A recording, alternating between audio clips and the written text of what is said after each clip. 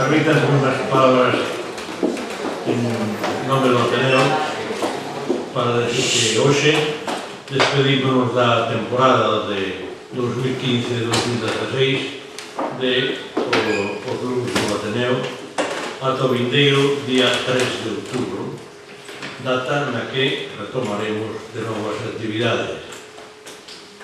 Rebatamos unha noche de conmemoracións das que nos fixemos eco en os luns do Ateneo, os centenarios das Irmandades da Fala e do nacemento dos Sangüeres, o 150 aniversario do nacemento do Inclán, o 160 aniversario do banquete de Conso, o bicentenario de erupción do Tambora, o 40 aniversario da Revolución dos Cravos en Portugal e, como é tradicional, a conmemoración do Día das Letras Galegas, dedicado este ano ao escritor e poeta Manuel María.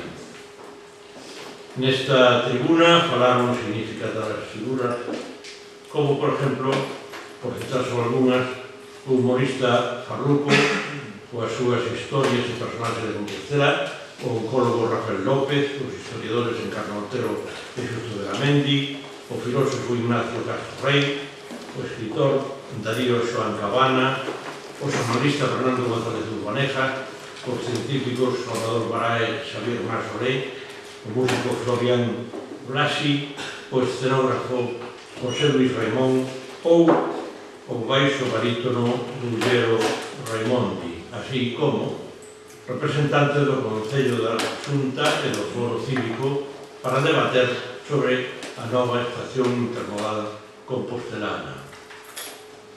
A ampliación das colaboracións con outras entidades permitiu acceder proxectos máis ambiciosos, como da exposición conmemorativa do centenario do falecemento de Montero Ríos, e incorporáronse a programación novas actividades que suscitaron un grande interese, como os obradoiros de fotografía digital e de escritura creativa, os cursos de redes sociais e meditación, as xornadas micolóxicas ou o Foro Ateneo, as cales se sumaron as outras máis tradicionais, como o club de lectura, presentación de libros, visitas culturais e faladoiros, aos que este ano se lle pretendeu dar un carácter máis vencellado ás preocupacións e os problemas da sociedade, como os refugiados, as persoas en risco de exclusión social ou a situación do Sáhara Occidental.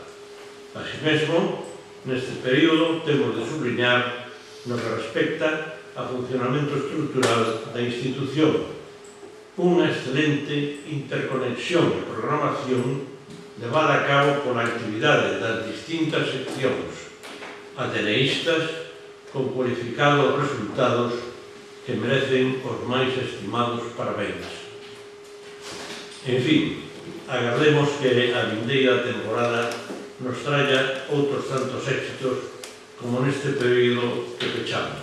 Saúde e sorte para todos.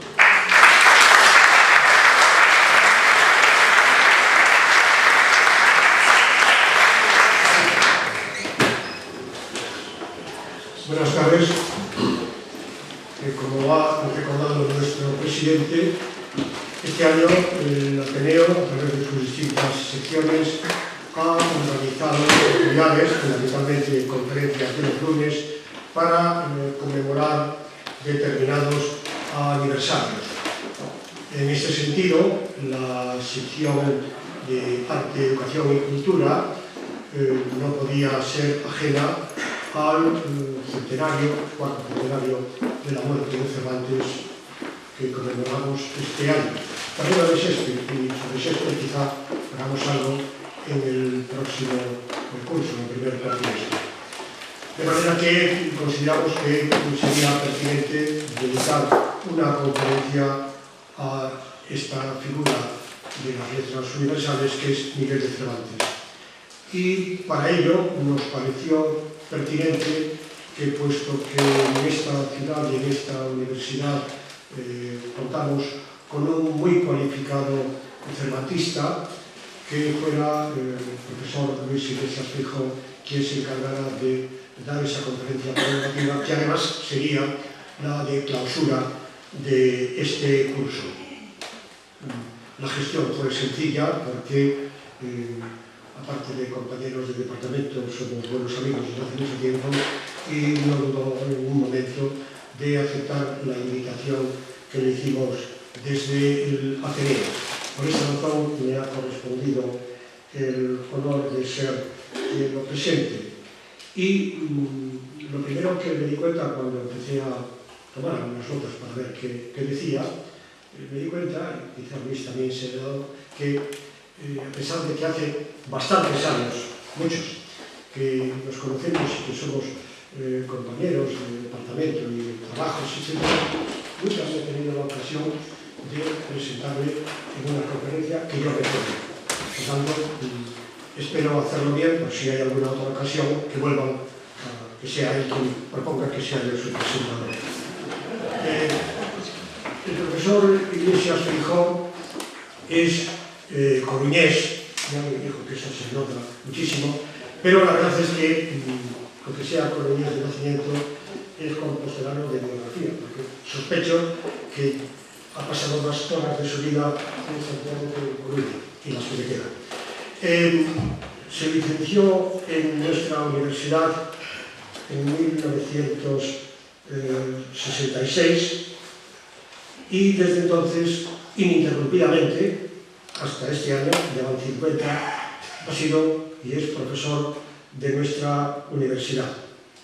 En 1966, precisamente, cuando yo iniciaba mis estudios, tuve la ocasión de conocerle. Él a mí no, porque yo estaba en los bancos y él estaba arriba, sustituyendo en alguna de las clases a don Enrique Moreno Valle, pero ya desde entonces nos conocemos. Luego ya hemos mantenido una relación más próxima, pero son 50 años los que hace que, digamos, tenemos relación, primero de profesor-alumno y luego de compañeros y siempre amigos.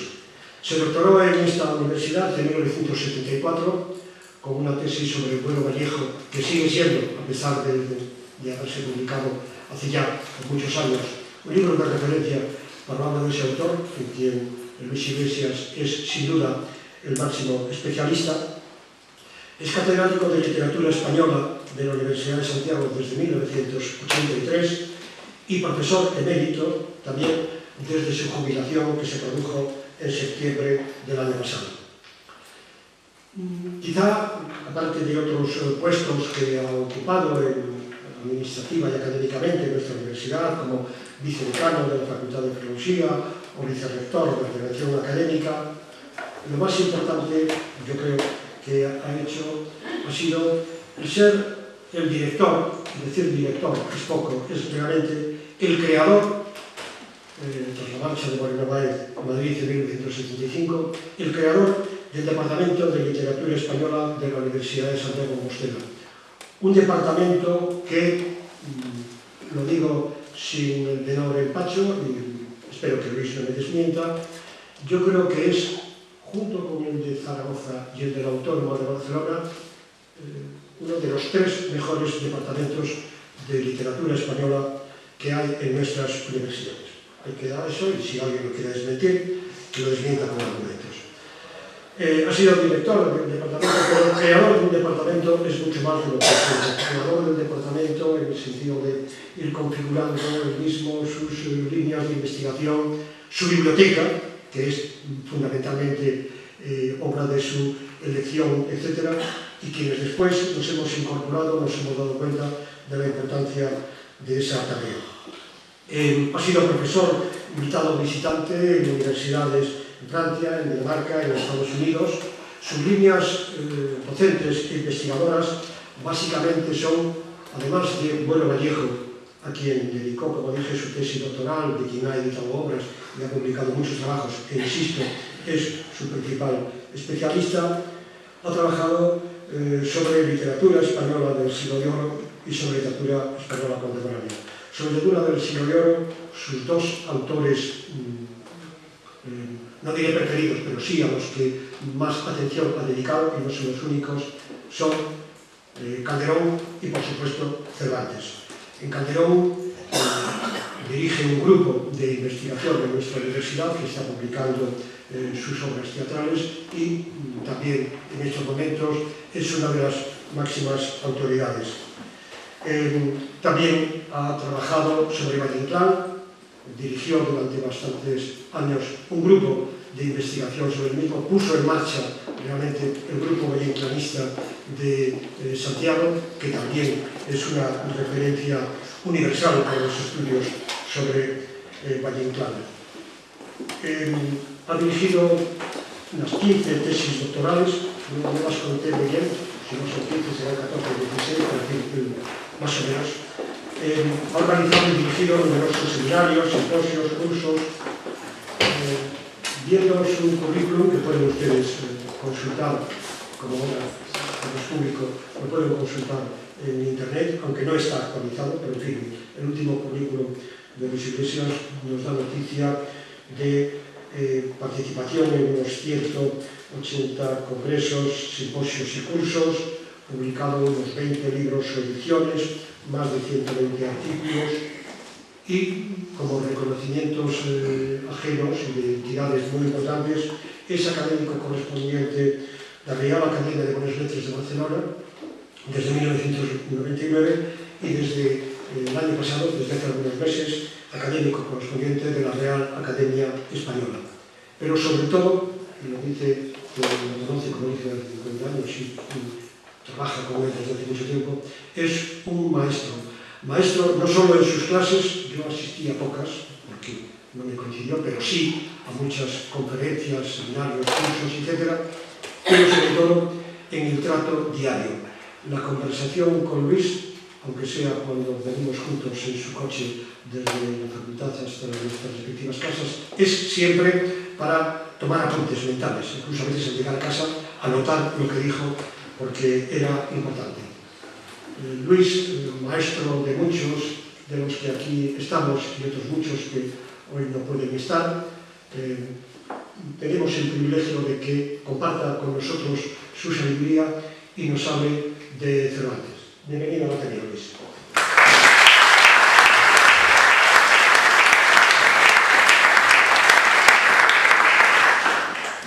Señor presidente del Ateneo, miembros de su junta directiva, señoras, señores y queridos amigos todos, como se ha confesado que es amigo mío, ya pueden ustedes dividir por dos y luego volver a hacerlo en cuanto a los elogios mencionados. Yo lo único que he hecho es trabajar, porque creo que era mi obligación y porque además me gustaba. Y por tanto, de lo que se trataba es de no estar quieto. Y bueno, así ha pasado medio siglo casi sin enterarme desde que me licencié. Me tuve que jubilar, me jubilaron porque llegué a los 70 años, pero aquí sigo con más trabajo que nunca, y que no paro. Y lo que siempre he tenido presente es que conviene no aburrir. Y por tanto, si otra cosa no, espero que estas palabras de hoy por lo menos no provoquen el sueño a los que me escuchan. Mi intervención se acoge bajo el título El ingenioso Miguel de Cervantes. Advierto que, a diferencia del lunes pasado, yo no voy a cantar. Música habrá después de que yo acabe de hablar, si no me extiendo más de 2 horas.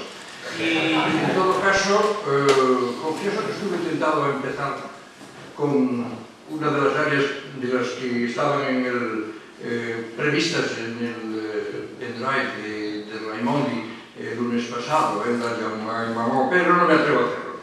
Lo haré por los pasillos de casa. Cervantes terminó de escribir la primera parte del Quijote en la primavera de 1604.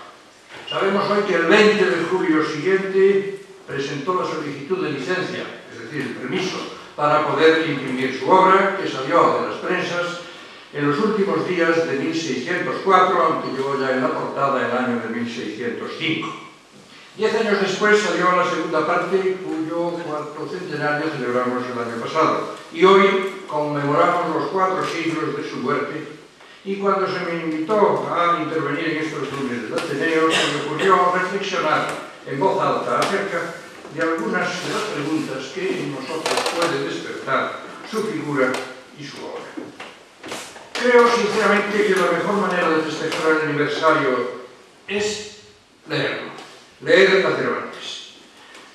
No todos opinan lo mismo. Desde el año pasado hemos asistido a una auténtica ceremonia de la confusión, motivada por el disparatado rastreo en tierra sagrada en busca de los huesos cervantinos, ayudados por cámaras y otros instrumentos técnicos. Menguados andamos.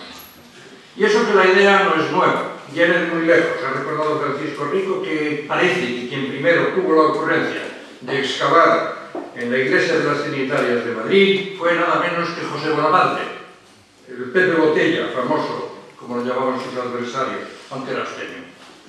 Como si de santas reliquias se tratara, andan a la rebusca de unos restos que debieran ser objeto de mayor respeto, el mismo, por supuesto, que merecen aquellos con los que se han fundido y confundido a lo largo de los siglos. ¿Y todo para qué? Para que unos cuantos políticos se saquen unas fotos, ciertas autoridades decidan elevar un mausoleo o inventarse una ruta turística por las calles de Madrid y 4 tenderos se froten las manos ante la perspectiva de que acudan a sus colmados hostigones barrecos de japoneses pastoreados por un guía que eleva el paraguas para ser visto por todos. Con razón escribió José Esteban hace ya unos meses un artículo cargado de ira y de buen sentido que desde su título clamaba: «Quitad vuestras sucias manos de Cervantes». Sumo mi voz a su grito exasperado y confío en que se imponga al fin la sensatez. Cervantes no tiene culpa de que se le haya convertido en los últimos 200 años en un mito teñido de patrioterismo y garrulería, bien representada en el título de su más extensa biografía, Vida ejemplar y heroica de Cervantes, 7 tomos en folio. Hoy sabemos muy bien cómo se tomó al escritor por emblema de la nación española para construir una identidad político-estatal en el siglo XIX, al tiempo que se hacía de su obra principal el depósito de recónditos saberes o de hondos mensajes esotéricos solo al alcance de los iniciados. El español, se dice, es la lengua de Cervantes. Pues no lo es, con más derecho que es la lengua de Lope de Vega o de Calderón, de Góngora o de Quevedo. Y la decisión de crear un instituto que se llame el Instituto Cervantes no ha hecho sino evocar esa malsana tendencia española a glorificar a aquellos de quienes no se ha hecho caso alguno en vida, con tal de que estén, eso sí, bien muertos y enterrados. Solo falta que se convoquen desfiles, procesiones o actos de desagravio con carrozas y estandartes presididos por las conspicuas autoridades y representaciones, y donde no falte la caterva de alcaldes y concejales, la trágica mojiganga de que habló Valle Inclán, que se pierde por declarar fiestas nacionales o días del libro, asumidas con entusiasmo, y las palabras son de Francisco Rico, por la Unión Europea, la UNESCO y los grandes almacenes.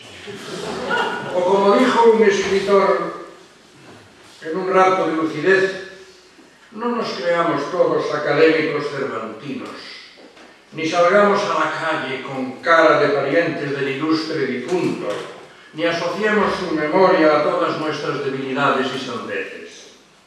Lo escribió en 1880 Pereda. Hay que decirlo muy claro y muy alto. Ya está bien. Él fue solo un pobre escritor, y un escritor pobre. Si hubiera vivido en el siglo XX, ¿acaso hubiera hecho suyas aquellas palabras del valleinclaniano Max Estrella? Las letras son colorín, pingajo y hambre. Discúlpeseme este exabrupto inicial, pero llega un momento en la vida en que uno decide prescindir de miramientos y de ser políticamente correcto. A mí me ha llegado ese momento, se nota. Y no quería hablar hoy aquí movido por la circunspección o el disimulo. Nunca lo he hecho, ahora menos que nunca. Cervantes es un mero escritor, y a un escritor lo que hay que hacer es leerlo, y no más. Si se desea, hónrese a los escritores en vida y déjeseles descansar en paz después. Por ello, centrémonos ya en Miguel de Cervantes, porque no son pocas las sugerencias que su figura y su obra principal evocan, y no todas son fáciles de resolver. Confieso que mi intención inicial fue acoger mis palabras con un título que evocase el del Quijote, el ingenioso hidalgo don Miguel de Cervantes. Hay hasta libros que se titulan así. Yo no he podido hacerlo porque sería engañar al personal. Miguel de Cervantes no fue hidalgo, ni nunca pudo acoger su nombre bajo el respetuoso don que hoy se adjudica a cualquier carta que escribimos. Bueno, ya no escribimos cartas, hacemos emails. Las cartas antes iban dirigidas siempre al señor don, sí, pero señor y don son palabras que en el siglo XVII significaban muy otra cosa. A explicarlo dedicaré unos minutos. Cervantes vivió en una sociedad que poco tiene que ver con la actual, y para entender su instalación en la vida, así como para comprender de verdad su obra, hay que hacer un esfuerzo. Fácil si se sabe algo de historia, y en todo caso se trata de una información accesible con la lectura de 3 o 4 monografías y algunas ediciones de sus textos que estén bien anotadas con precisión, claridad y concisión. Recordemos cómo se inicia su obra más famosa, en un lugar de la Mancha, de cuyo nombre no quiero acordarme, no ha mucho tiempo que vivía un hidalgo. Parémonos. Aunque luego volvamos sobre este inicio, alguna vez se ha escrito por ensayistas entusiastas que mientras el libro de 1605 nos presenta al ingenioso hidalgo, el de 1615 nos enfrenta al ingenioso caballero, porque así en efecto se titula la segunda parte. Don Quijote en ambos casos. Pero esto es así solo si atendemos a las portadas. Como siempre es conveniente leer algo más que los títulos, en el primer Quijote hay que advertir que desde el prólogo se habla ya de tan noble caballero. No hay que esperar a 1615, ¿verdad? Se insiste en el prólogo 2 veces más en esta palabra. Y aunque el prólogo es lo último que se escribe, o casi de lo último, vayamos al primer capítulo. Tras la ironía sobre el intrincado estilo de Feliciano da Silva se apunta: con estas razones perdía el pobre caballero el juicio. El caballero ya. Y es bien sabido que los capítulos 2 y 3 se consagran en la primera parte del deseo que tiene el personaje de ser armado caballero. Por lo tanto, ya lo es a lo largo de toda la primera parte, o por mejor decirlo, lo es en la misma medida que lo es en la segunda, esto es, en ninguna, porque ha sido nombrado caballero por escarnio, como subrayó Martín de Riquer, y por tanto quedaba inhabilitado a recibir la caballería en su vida. En cambio, en la segunda parte sí son nuevos los comentarios que Cervantes añade sobre el entorno de ese hidalgo de aldea y las comidillas que su nunca vista resolución de salir a los campos para impartir justicia ha despertado entre sus convecinos. En esos capítulos iniciales del segundo Quijote, dedicados al diálogo entre los personajes antes de la tercera salida, el protagonista quiere saber qué se comenta acerca de sus aventuras. Dime, Sancho amigo, ¿qué es lo que dicen de mí por ese lugar? ¿En qué opinión me tiene el vulgo? ¿En qué los hidalgos y en qué los caballeros? ¿Qué dicen de mi valentía? ¿Qué de mis hazañas? ¿Qué de mi cortesía? ¿Qué se platica del asunto que he tomado de resucitar y volver al mundo la ya olvidada orden caballeresca? Sancho transmite los dimes y diretes que corren por el lugar de la Mancha. Los hidalgos dicen que, no conteniéndose vuesa merced en los límites de la hidalguía, se ha puesto don y se ha remetido a caballero con 4 cepas y 2 yugadas de tierra y con un trapo atrás y otro adelante. Dicen los caballeros que no querrían que los hidalgos se opusiesen a ellos, especialmente aquellos hidalgos escuderiles que dan humo a los zapatos y toman los puntos de las medias negras con estradera negra.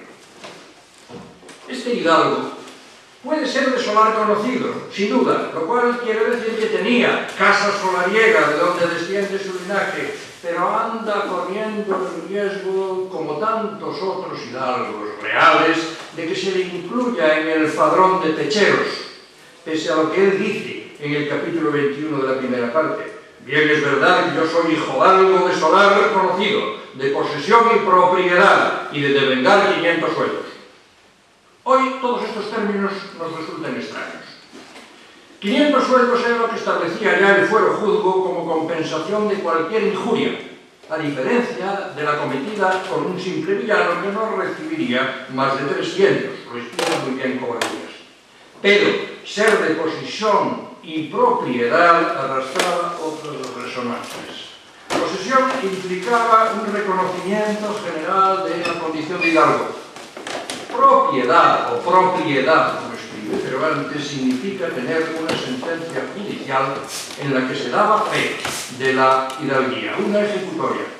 Luego, si hubo de ir a juicio para que se le reconociese, es porque en algún momento se dudó de ello, o se temía que pudiera ocurrir tal cosa. Y ello no resultaba en absoluto insólito por aquellos años en que la nobleza había visto desaparecer su función medieval en la guerra, ahora desempeñada por ejércitos profesionales. Muchos hidalgos vieron perder su condición al carecer de medios para subsistir o para probar en la chancillería que merecían una ejecutoria. Alonso Quijano dice descender de Gutiérrez Quijada, de cuya alcurnia yo defiendo por línea recta de varón, capítulo 49 de la primera parte. Pudiera ser verdad que fuera de ese linaje, si no se trata más de una de las fantasías que acometen a su debilitado cerebro, y todo ello prescindiendo de que es un personaje de ficción.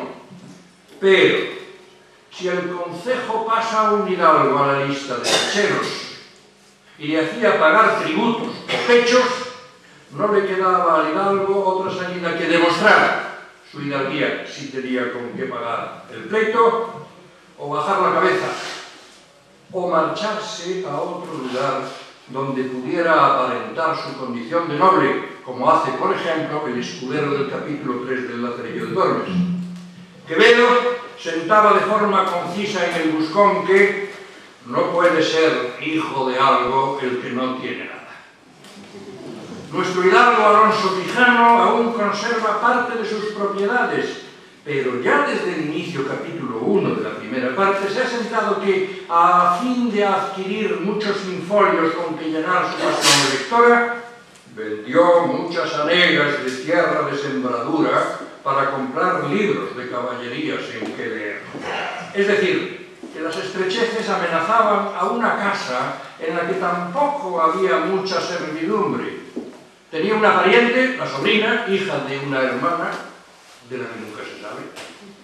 Tenía un ama y tenía un mozo de campo y plaza del que nunca más se vuelve a hablar tras ser citado en el primer capítulo.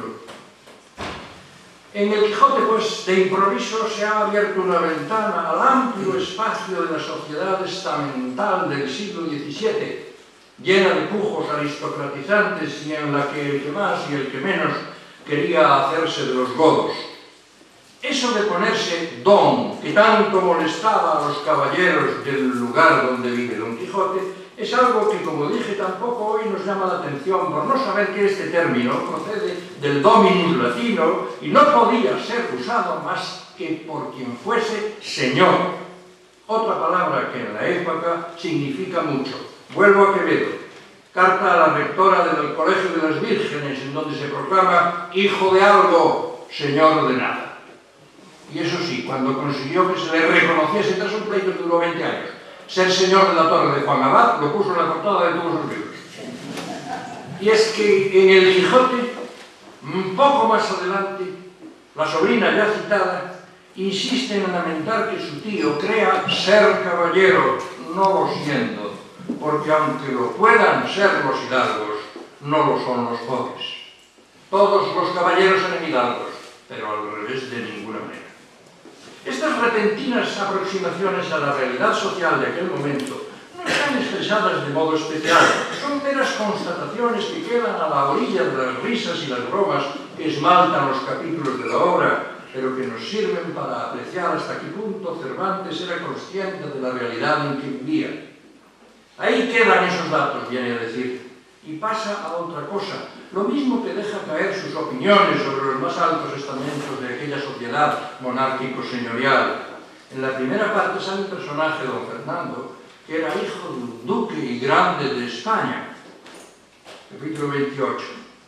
No cabe ignorar, por tanto, que se trata de una familia que posee el más alto título de la nobleza española, el de duque, y que además posee grandeza de España, dignidad, al parecer, porque no está muy claro, dignidad creada por Carlos V en 1520, de manera que quienes eran grandes de España podían tener la cabeza cubierta delante del rey que los trataba de primo. Es decir, todo eso había ocurrido menos de 100 años antes de que se redactara el Quijote. Pues bien, con todo eso, la actuación de don Fernando, que no voy a glosar, y el que haya leído el Quijote lo puede recordar, y el que no, tampoco molesta leerlo, la actuación del don Fernando en el Quijote no es nada ejemplar. En la segunda parte comparecen otros duques con un papel también muy relevante, pero tampoco quedan exentos de la mirada crítica del autor, que no se priva de juzgarlos ante la acumulación de bufonadas, tonterías y mascaradas, algunas no poco crueles, con que quieren llenar el tiempo vacío de su ociosidad. En el capítulo 70 de esa segunda parte pondrá en boca del primer autor estas palabras, pero claro, quien habla es Cervantes, y dice más ideamente que tiene para sí ser tan locos los burladores como los burlados, y que no estaban los duques los dedos de parecer tontos, pues tanto ahínco ponían en burlarse de dos tontos. Hay que decir, hacia el final del Quijote, Cervantes ha tenido un ataque de mal humor. ¿Por qué? Pues porque le salió la segunda parte de Avellaneda, pero no voy a hablar del Quijote. Hidalgo, pues, no era lo mismo que caballero, pero Miguel de Cervantes no era ni una cosa ni la otra. Su padre, Rodrigo de Cervantes, de ascendencia probablemente gallega, pero muy lejana, sordo de nacimiento el padre, o por lo menos sordo desde muy temprana edad, tenía el oficio de médico cirujano, es decir, poco más que un barbero o sangrador, el grado más bajo de la profesión médica, y no había tenido estudios universitarios. Cuando Rodrigo de Cervantes a los 42 años deja Alcalá y se instala con su familia en Valladolid, 1551, ya iba el niño Miguel. Con ellos contrae un préstamo por una cantidad tampoco tan elevada, 44.472 maravedíes. Pero llega el año siguiente y Rodrigo de Cervantes no puede más. Es denunciado y es encerrado el 2 de julio en la cárcel pública, con embargo de sus muy escasos bienes. Detenido entonces, recurre a un subterfugio muy frecuente para escapar de prisión, el de proclamarse hidalgo, lo que eximía de ser detenido. Pidió libertad para hacer la probanza y cobrar las rentas que le permitieran abonar la deuda. Habría que preguntarse, ¿rentas de qué? Sin embargo, no logró de inmediato ni una cosa ni la otra. Se presentaron testigos que, según costumbre, declararon que tanto él, Rodrigo, como su padre, el abuelo del futuro escritor, eran tenidos por hijos d'algo y tenían trato con otros hidalgos y caballeros, y vivían con lujo y fausto, y poseían caballos y criados y esclavos, y nunca habían pagado pechos. Palabras, palabras, palabras. Todos los testigos dicen conocer al encausado y a su padre desde hace muchos años. Algunos de los declarantes no pasaban de 30, sin embargo. Han oído todos decir que, pero los pleitos que se conservan de la época están llenos de estos testigos, que se refieren además siempre a ubicaciones lejanas: Alcalá, Guadalajara, Ocaña, Córdoba. Todos los pronunciamientos fueron favorables, pero la justicia sabía que no era difícil hallar testigos dispuestos a confirmar lo que fuera preciso. Tras la súplica del encausado Rodrigo de Cervantes para que se le autorizase a ir a Andalucía a realizar probanza a Córdoba, donde vivía su padre, el abuelo de Cervantes, Miguel, declaró que sus rentas eran para pan cogido, es decir, para recibirlas después de la cosecha, por lo que pedía aplazar el pago que se le pedía. Cervantes obtuvo, Cervantes padre, sentencia favorable el 17 de agosto de 1552. Salió libre, en absoluto. Fue recurrida por los contrarios, que alegan, por haber pronunciado a Cervantes por hijo d'algo, no lo siento.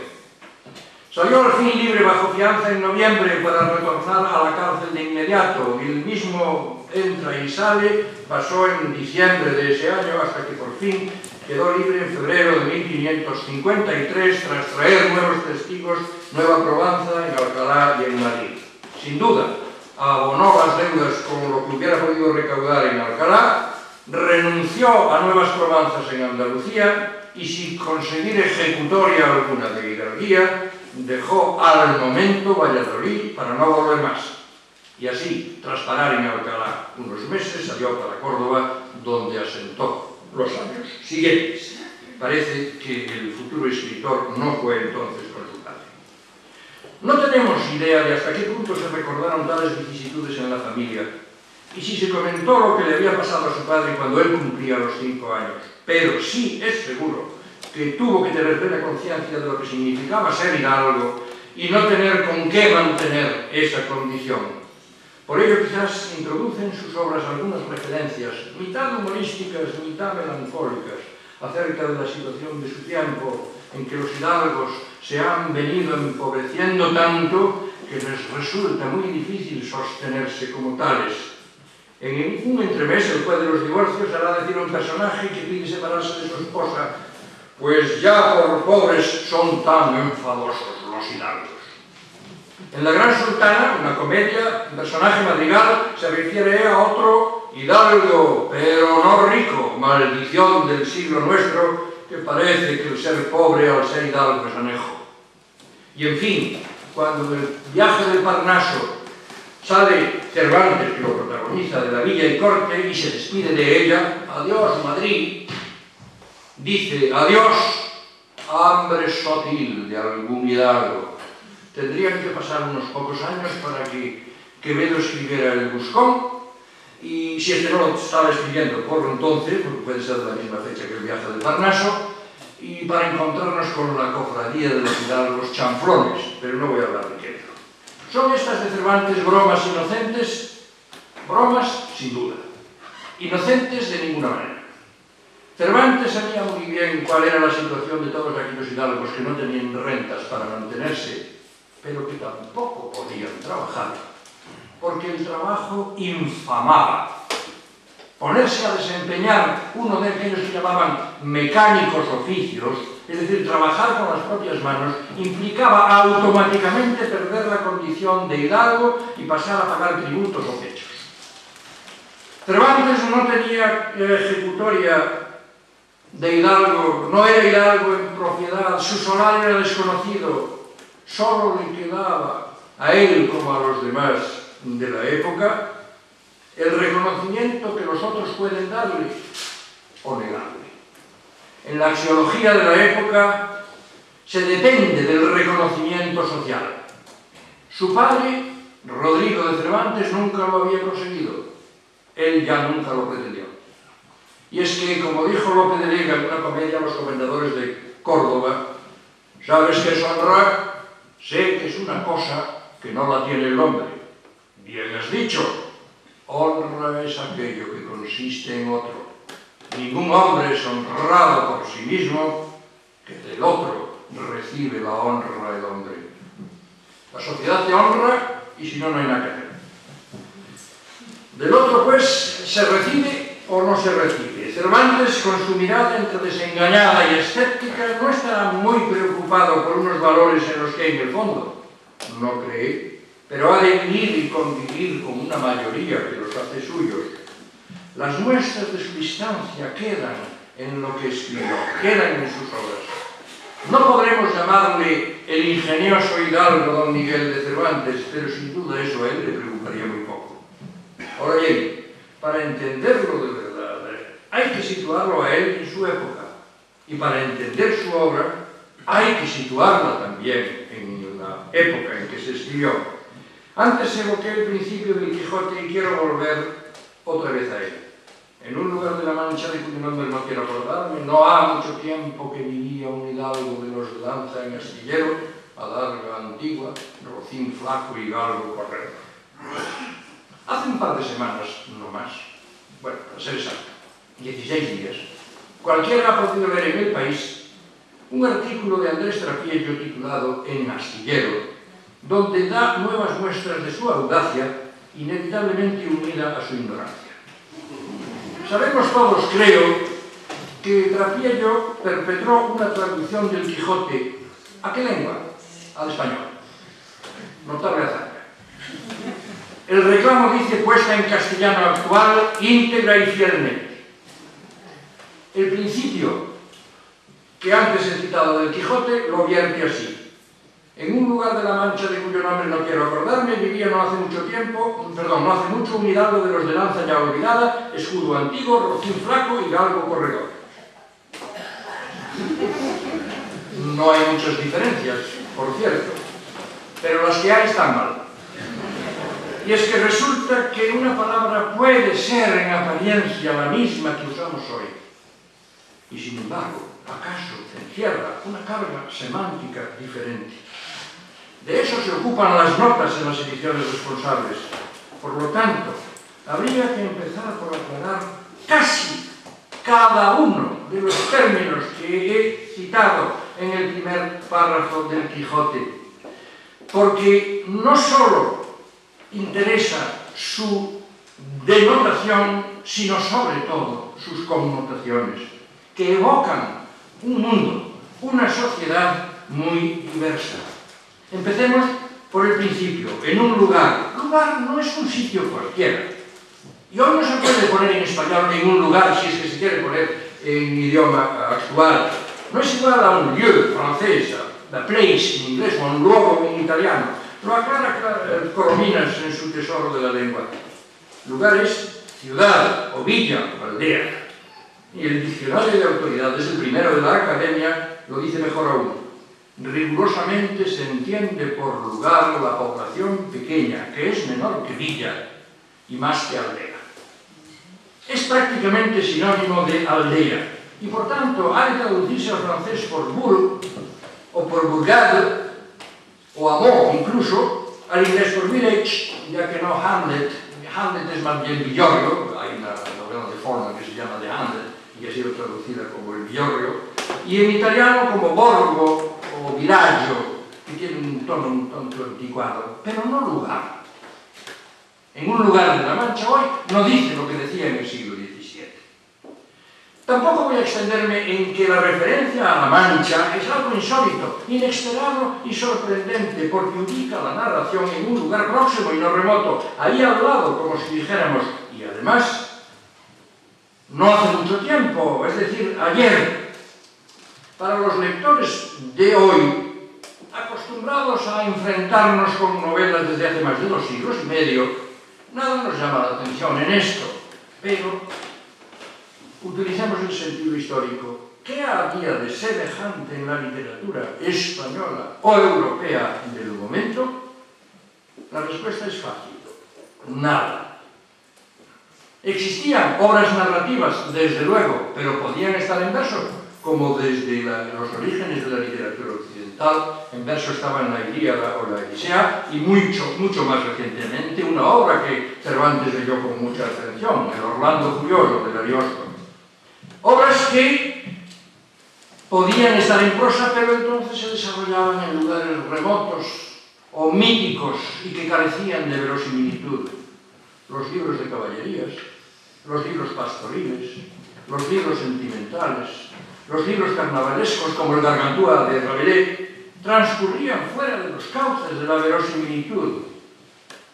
Y ahí quiere arraigarse Cervantes con su Quijote. Y por otra parte, los autores de novelle, de novelas cortas como Bandello, Miraldi Cincio, seguidores de Boccaccio, no abordan el relato extenso. ¿Qué había en Europa, vuelvo a preguntar, que sirviera de inspiración a Cervantes? Muy poco o nada. Por eso no quiso hacer una obra seria, porque la risa se perdona mejor. Quiso hacer una obra cómica, y eso fue el Quijote primariamente, por encima de cualquier otra cosa, y lo sigue siendo hoy, por demás.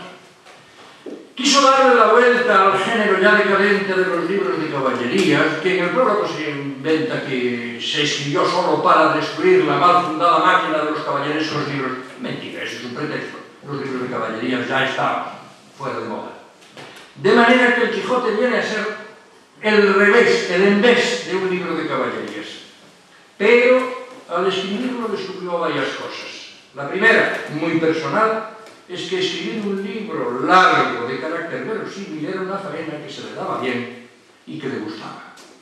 La segunda es que podía ubicarse en un tiempo y en un lugar cercanos para un relato de gran extensión, y eso le permitía introducir puntos de vista y juicios sobre la sociedad del momento. Y la tercera es que al redactar un libro extenso tenía que imponerse varios requisitos. El primero, no aburrir, contar cosas interesantes y variadas, introducir muchos personajes, experimentar con el propio modo de narrar.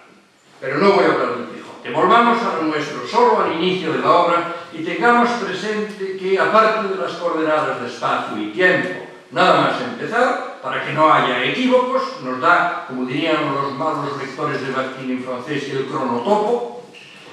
Tras aludir a la Mancha, ya que no hace mucho tiempo que vivía, lo cual provocaría una cierta sorpresa en el lector, sigamos y démonos cuenta de que el primer personaje que aparece en el texto no es el protagonista, es el narrador. Porque el narrador es un personaje inventado en toda obra de ficción. Las historias no se cuentan solas. Alguien debe transmitirlas, y ese alguien está ahí también, en la primera línea, en un lugar de cuyo nombre no quiero acordarme. Un alumno un poco despistado decía, es que Quijote está escrito en primera persona. Hombre, no es precisamente, ¿verdad? Es que está personalizado el narrador.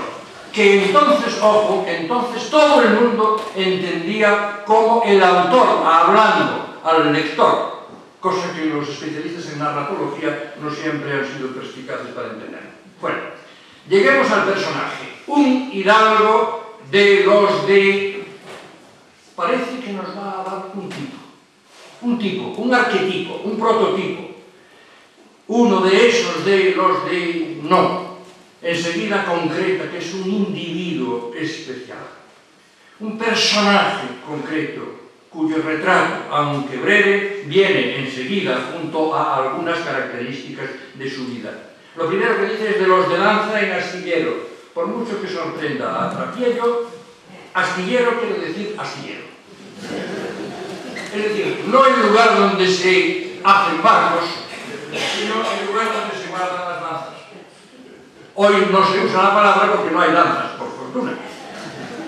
Pero Covarrubias, de nuevo, es muy preciso. Lancera, que por otro nombre se dice astillero, de asta, es un estante en que ponen las lanzas adorno de la casa de un hidalgo en el patio o soportal. Por tanto, nada de lanza ya olvidada, como quiso rectificar en ese artículo del País que antes mencioné. La lancera, la lanza es su mueble. El rastrello italiano, un diccionario del 17 lo traduce también con mucha precisión. La adarga que se menciona es un escudo de piel que ya Martín de Riquer observó que era antiguo a principios del 17. Es que todo lo que toca este pobre hidalgo es antiguo.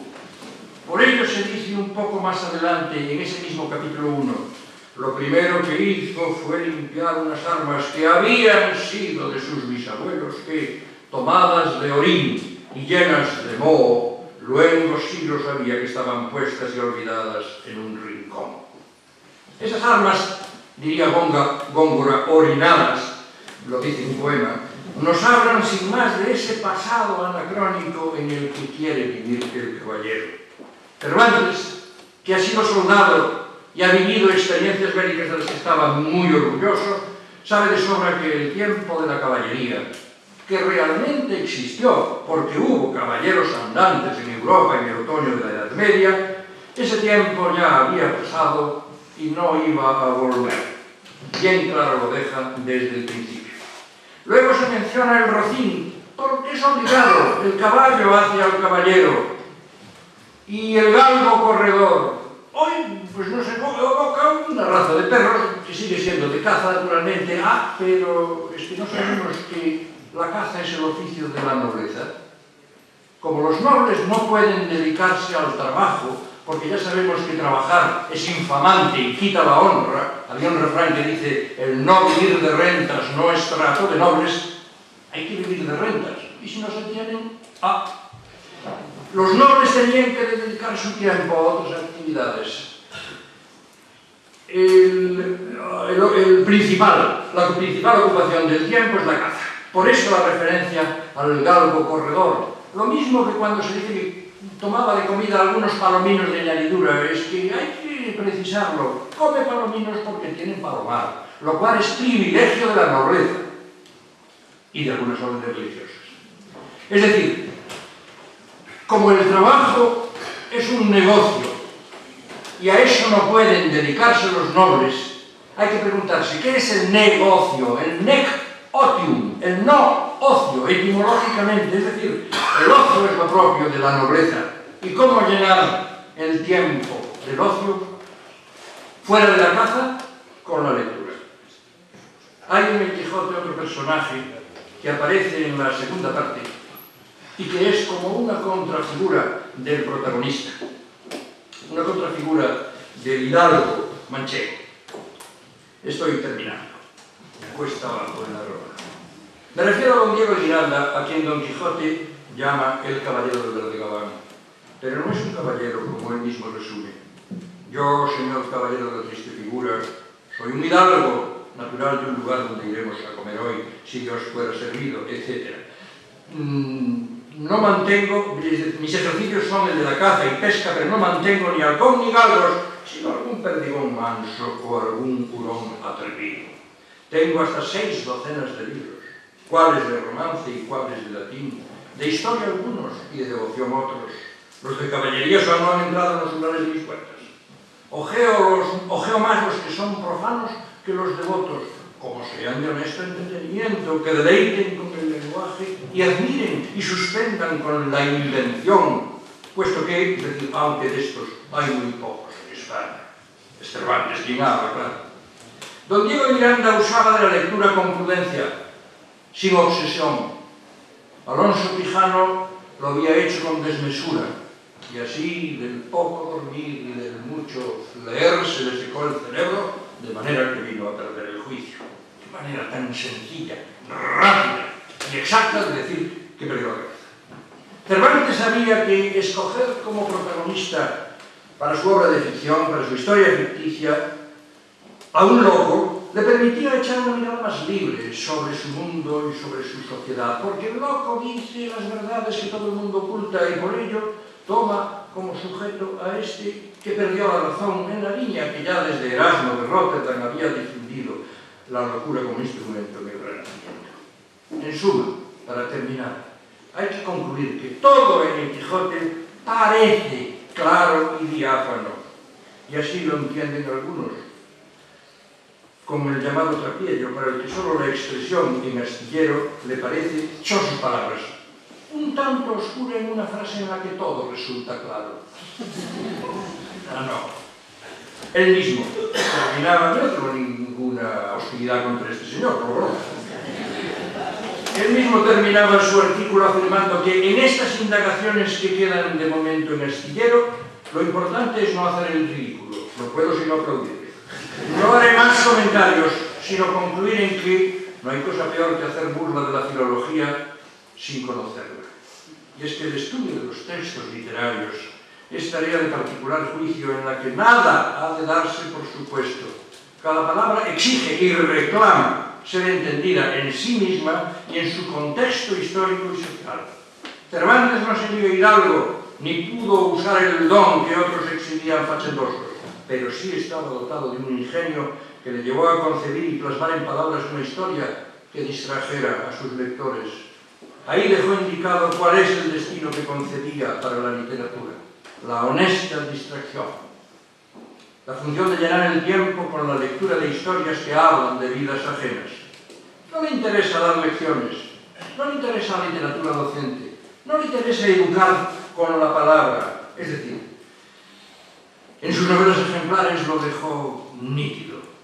En el prólogo, sí, que no siempre se está en los templos, no siempre se ocupan los oratorios, no siempre se asiste a los negocios, por calificados que sean.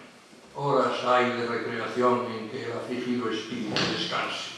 Para ese efecto se plantan las alamedas, se buscan las fuentes, se allanan las cuestas y se cultivan con curiosidad los jardines. Como si quisiera decirnos, quien quiera rezar, que vaya a la iglesia. La literatura sirve para recrear la mente. Como para recrear los ojos están las alamedas y los jardines, producto de la mano del hombre, esa cosa más añadida al mundo, como aquella rosa de que hablaba